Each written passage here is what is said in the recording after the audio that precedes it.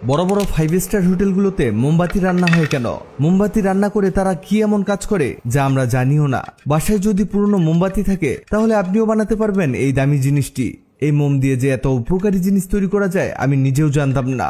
এক 5 star hotel থেকে তাদের এই রেসিপি শুনে আমি নিজেও অবাক। অথচ আমার বাসায় অনেক মোমবাতি পড়ে আছে আর সেগুলো দিয়েই তৈরি করছি আজকের এই রেসিপি। এটা বানাতে না লাগবে বেশি সময়, না আছে কোনো ভেজাল। ঝটপট বানিয়ে নিচ্ছি অসাধারণ এই রেসিপিটি। এর জন্য একটি গরম কড়াইয়ের মধ্যে কিছু মোমবাতি গলিয়ে নিতে হবে।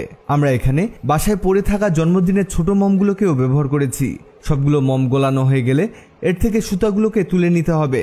এগুলো ফেলে দেওয়া যাবে না, কারণ এগুলো পরে কাজে লাগানো হবে। এরপরে এর মধ্যে দিতে হবে সাদা এলাচ 4 থেকে 5টা, 10 থেকে 12টার মতো লবঙ্গ, কয়েকটি দারুচিনি। দারুচিনিগুলোকে এখানে ভেঙে ছোট ছোট করে দিতে হবে। তবে এখানে আপনি লবঙ্গ আর দারুচিনি বাড়িয়ে দিতে পারেন, এতে এটা আরো বেশি কাজ করবে। এটাকে এবার 2 থেকে 3 মিনিট হিট দিতে হবে আর এই অবস্থাতে অনবরত নাড়তে থাকবেন।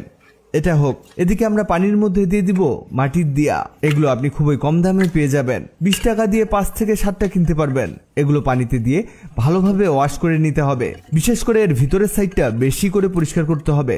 আর এগুলোকে ওয়াশ করা হয়ে গেলে এগুলো রোদে দিতে হবে। এখানে এর পানিটাকে একেবারে শুকিয়ে নিতে হবে। এই কাজটি আপনি আগেই করে রাখবেন, তাহলে পরের কাজগুলো আরো বেশি সহজ হয়ে যাবে। এই দেখুন, এগুলো শুকিয়ে গেছে, একেবারে পারফেক্ট ভাবে এগুলো শুকিয়েছে। এবার এগুলোকে সাজিয়ে রাখবো। ওকে, হয়েছে। এবার এর মধ্যে সেই প্রথমে সুতাগুলোকে বসিয়ে দিতে হবে। অনেকেই মনে করতে পারেন আমরা এই মোমবাতি দিয়ে আবারও মোমবাতি বানাচ্ছি, কিন্তু না, আমরা মোমবাতি দিয়ে এমন একটি উপকারী জিনিস তৈরি করছি যা আপনার অনেক টাকা বাঁচিয়ে দিবে। এবার এর মধ্যে সেই গলিয়ে রাখা মোমগুলোকে ঢেলে দিব। আমরা এখানে এক এক করে সবগুলো দিয়াতে মোমের লিকুইডটিকে ঢেলে দিব। এটা ঢালতে ঢালতে জানিয়ে দেই, আগের ভিডিওতে কমেন্ট করেছেন দোহার থেকে সুমন, কুমিল্লা থেকে নুরনাহার মনি, ঢাকা থেকে খন্দকার দেলোয়ার।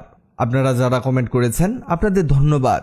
এই দেখুন, এগুলো ঢালা হয়ে গেলে এর উপরে কাঠি সেট করতে হবে যাতে এই সুতাগুলো সোজাভাবে লেগে থাকে। এই যে আমাদের সবগুলো সুতা খুব ভালোভাবে সেট করা হয়ে গেছে। এবার 10 থেকে 15 মিনিট পরে এটাকে দেখাই কি হলো। দেখুন, এগুলো কেমন জমাট বেঁধে গেছে। এবার এর কাঠি সরিয়ে নিতে হবে আর এর এক্সট্রা সুতাটিকে কেটে ফেলতে হবে। সুতা কাটা হলে এর মধ্যে কিছু গোলাপের পাপড়ি ছড়িয়ে দিব।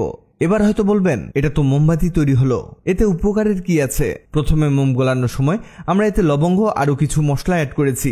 এগুলো দেয়াতে এর গুণ বেড়ে গেছে। কি গুণ বেড়েছে বলছি, এগুলো জ্বালালে এই মোম থেকে সুন্দর ঘ্রাণ বের হবে আর এর ঘ্রাণে আপনার রুমের চারদিক থেকে সকল মশামাছি, বিষাক্ত কীটপতঙ্গ দূর হয়ে যাবে। কারণ যেসব মশলা দেওয়া হয়েছে সেগুলো মশামাছি দূর করার জম। বাসায় আর মশার কয়েল জ্বালানোর প্রয়োজনই পড়বে না। সেই সাথে সুঘ্রাণ চারদিকে ছড়িয়ে যাবে। দেখলেন তো কি পরিমাণ উপকারী জিনিস তৈরি করেছি। আপনি 5 স্টার হোটেলগুলোতে গেলে খেয়াল করবেন তারা এমন মোমবাতি চারদিকে ছড়িয়ে রেখেছে। এটাই হলো তার কারণ। ভিডিওটি আপনার কাজে। ধন্যবাদ ভাই, অনেক। স্যার, আপনি একটু বাইরে গিয়ে আবার ঢুকেন, আমরা আপনাকে দাঁড়ায় সম্মান করি।